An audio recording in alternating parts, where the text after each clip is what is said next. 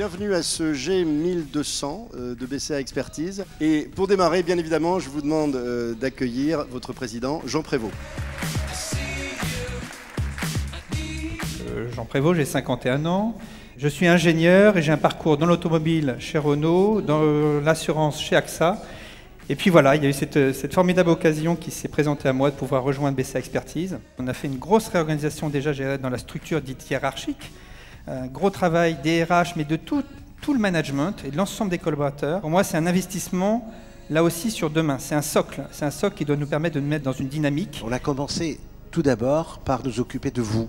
C'est-à-dire qu'on a commencé à regarder qui vous étiez, ce que vous faisiez, quels étaient les éléments qu'il vous manquait, qu'est-ce qui pourrait être mis en œuvre pour que, effectivement, vous les experts, vous les conseillers clients, vous puissiez être encore plus à l'aise, encore plus efficaces. Et puis à côté de cette réorganisation, il y a ce qu'on appelle la vitrine, qui est un projet important. Nous avons beaucoup écouté nos clients. Nous avons également, nous sommes beaucoup posé de questions sur comment permettre à nos clients et aussi aux assurés qui sont également nos clients, comment pouvons-nous leur offrir une expérience extraordinaire à chaque fois qu'ils ont un contact avec l'entreprise BCA. On est considéré par nos grands clients comme des partenaires. Déjà, partenaire, c'est pas fournisseur. Et on essaie en tout cas d'être vraiment dans cette logique-là. Des partenaires réactifs, des partenaires fiables, surtout quand il y a des coups durs. Et évidemment, dans un contexte très concurrentiel côté assureur, eh bien, ça obligatoirement a un impact important sur tous leurs partenaires, nous les premiers, et ça vous le sentez au quotidien. L'exigence des clients liée à la loi Hamon s'est considérablement renforcée. Le niveau d'exigence ne fait que démarrer. On n'a encore rien vu. À mon avis, on n'a encore rien vu. Aller plus loin en termes de réactivité, de transparence, d'explication auprès du client, c'est vraiment ce qu'on attend. Et donc voilà, ça aussi c'est un contexte qu'on vit au quotidien. Puis après, un autre élément sur notre marché, c'est vraiment le sujet de l'indépendance des experts qui revient très régulièrement sur la table. Et donc là aussi, je dirais, dans notre contexte, c'est quelque chose qu'on a vraiment en tête.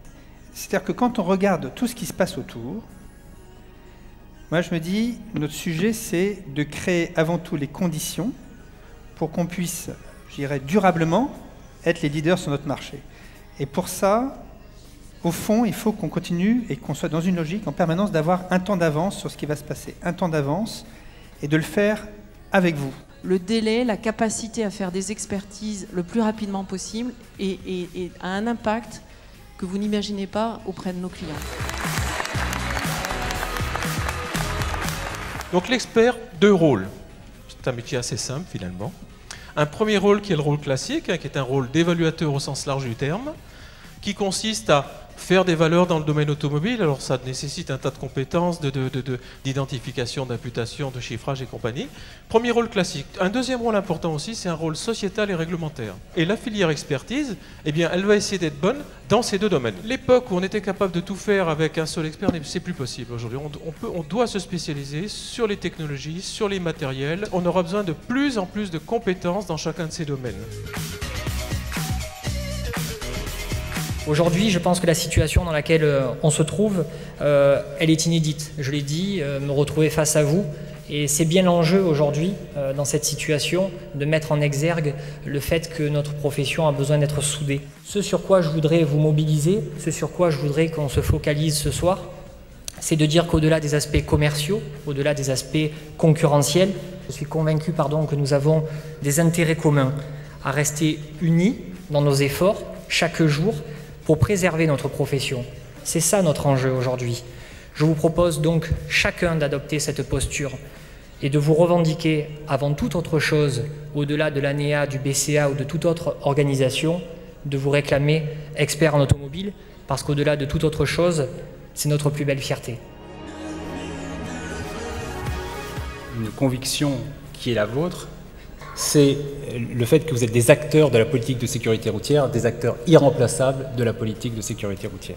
Mais vos compétences, renouvelées tous les ans dans le cadre de formation, sont évidemment un gage absolument essentiel à la mise en œuvre des procédures qui vous font intervenir, que ce soit au titre des véhicules gravement endommagés, mais dans tout acte que vous êtes amené à faire, car dans tout acte, et j'y reviendrai tout à l'heure, je pense que la politique de sécurité routière doit être une préoccupation majeure.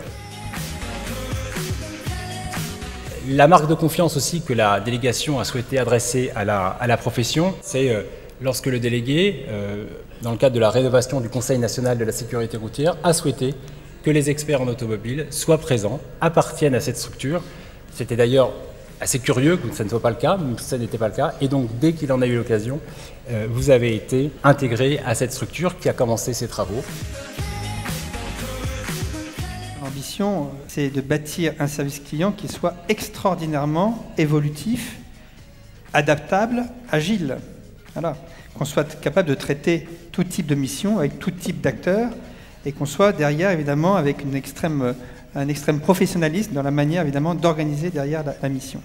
En fait, il faut qu'on devienne la référence en matière de service dans l'expertise, au sens large, sur notre marché. Aujourd'hui, ça a été dit, le principe, c'est d'avoir une relation client au top. Tous nos partenaires à qui nous confions pour notre part 200 000 clients par an. 200 000 clients par an au BCA. 200 000 occasions de parler positivement de Pacifica. Ces partenaires-là, vous jouez un rôle fondamental. Voilà, ce que j'attends de vous, c'est de nous aider à augmenter la satisfaction du client, tout en préservant évidemment l'équilibre, on y reviendra, l'équilibre technique. Ça veut dire déjà qu'il faut qu'on soit très bon sur nos délais, c'est les fondamentaux.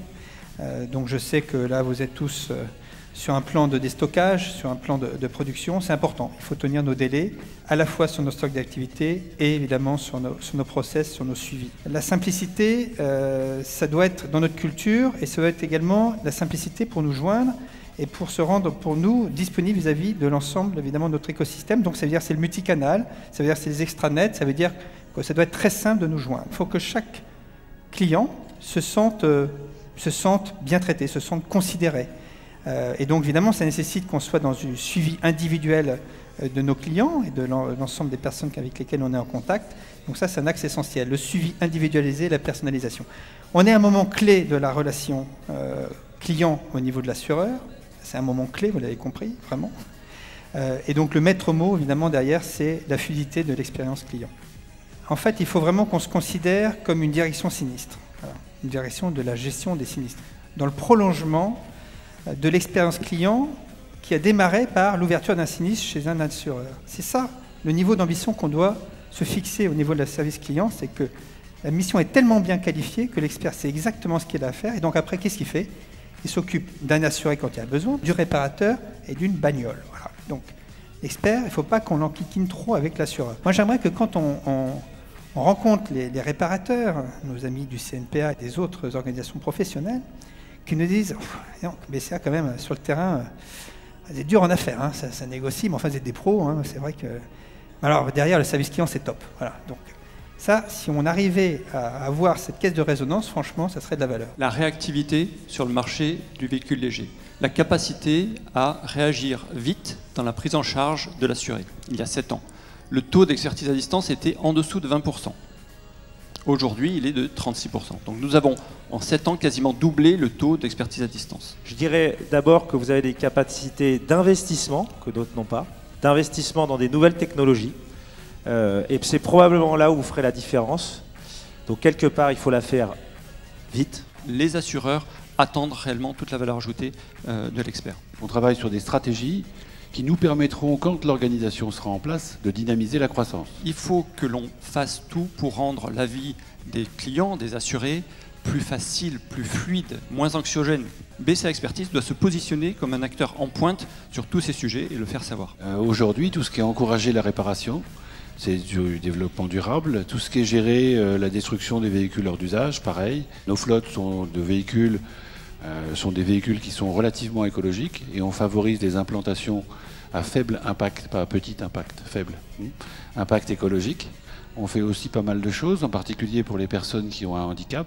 Puisqu'on voudrait faire, alors c'est un petit peu nouveau, mais c'est créer des postes de travail réellement adaptés aux handicapés pour favoriser leur insertion chez nous. Toute société se doit de participer à la société dans laquelle elle vit. On a 3 axes de travail. Les compétences, les process, les outils. Les compétences, il faut que le temps des salariés soit utilisé pour valoriser leur savoir-faire, leur excellence au service des clients. Vous êtes des professionnels. des professionnels d'un art, qui est celui de la réparation automobile. Et cet art, il ne cesse de bouger, il ne cesse d'évoluer. On veut des outils plus performants, et c'est une attente légitime. On a les indicateurs incontournables qui sont les indicateurs de résultats. Les clients attendent des résultats. Ils veulent des résultats techniques, ils veulent des résultats en termes de service au client, ils veulent des résultats en termes d'efficience, l'honoraire. Ensuite, ce qui me semble, moi, extrêmement important, c'est que cette performance, elle soit durable. Et pour que cette performance soit durable, il faut qu'on soit au top dans nos métiers. Je pense que j'ai suffisamment répété pour que tout le monde l'ait en tête. Et donc, il faut aussi qu'on ait des indicateurs pour suivre ça. Un truc structurant, c'est que dans l'organisation, la mise en place des nouvelles filières va redonner du sens à chacune des composantes de l'entreprise et à chacun des métiers de l'entreprise. Les managers vont manager. Le boulot d'un manager, c'est d'aider son équipe à travailler.